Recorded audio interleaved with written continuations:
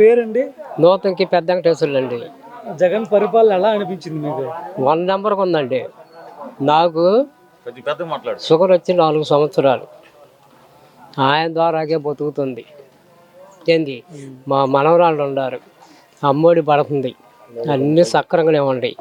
వీళ్ళు ముగ్గురు ఈ జులపాలు ఎదిరించుకుంటా ఏంది ఏదేదో చెయ్యాలని చెప్పి వీళ్ళు ముగ్గురు కుమ్మక్క అయ్యారు. కానీ ఈయన్ని కూటమి అయ్యారు. కానీ ఈ జగన్మోహన్ రెడ్డిని అంత ఇంటికి కూడా పీకలేరు.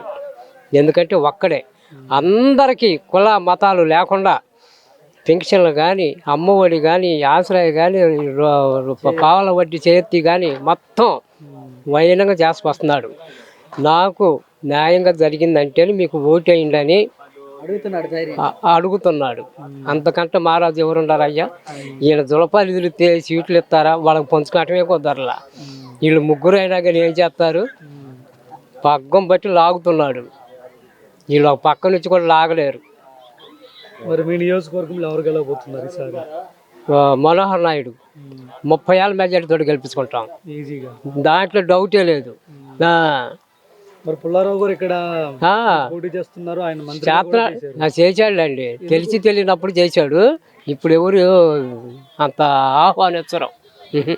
ఏం ప్లాట్లు ఇచ్చాడండి? 40 సంవత్సరాల అతను వచ్చి రాష్ట్రంలో ఏడన్నా కానీ ప్లాట్లు ఇచ్చినట్టుందని చెప్పమాను. చిలకలూరుపేటకి ఏం చేయలేదు మరి ఆయన?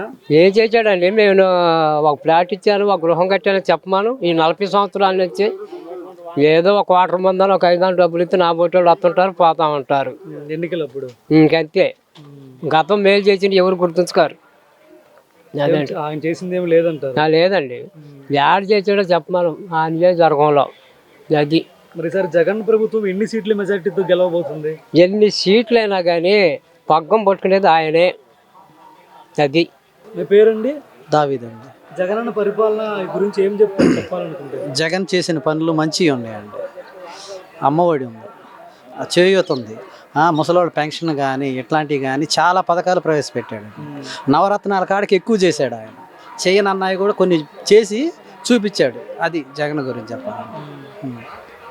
అంటే రాష్ట్రంలో అభివృద్ధి లేదంటున్నారు.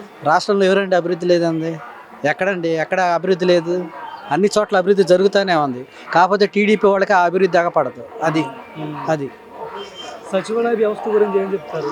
సచివాలయాలు బాగున్నాయండి. ఇంతకుముందు ఎంఆర్ఓ ఆఫీస్కి వెళ్ళి మేము 15 రోజులు 20 రోజులు తిరిగితే మాకు ఎంఆర్ఓ సర్టిఫికేట్ ఇచ్చేవాడు. క్యాస్ట్ కానీ, ఇన్కమ్ కానీ, ఎనీ సర్టిఫికేట్. దానికోసం 15 రోజులు 20 రోజులు ఆఫీసుల చుట్టూ తిరిగేవాళ్ళు. కానీ ఇప్పుడు ఆ అవస్థలు లేవు మాకు. కమ్మగా సచివాలయంకి వెళ్తున్నాము, ఒక 2 రోజుల్లో ఎమ్మటనే పూజ చేస్తున్నారు, ఇస్తున్నారు, అయిపోతుంది.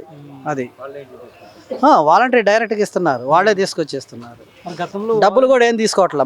మళ్ళీ డబ్బులు తీసుకుంటున్నారని అంటారేమో కానీ డబ్బులు కూడా ఏం తీసుకోరు. మీ నియోజకవర్గంలో ఎవరు గెలవబోతున్నారు? మనోహర్ నాయుడు. ఎలా? ప్రజల్లో అలాగుందండి, చైతన్యం అలాగుంది. ఇక్కడ మా నియోజకవర్గం మొత్తం అంతే ఉంది, ఒక చోట అని కాదు. నాదెల మండలం కానీ, చిలకలూరుపేట కానీ, ఎడ్లపాడు కానీ, ప్రతి మండలంలో అలాగే ఉంది.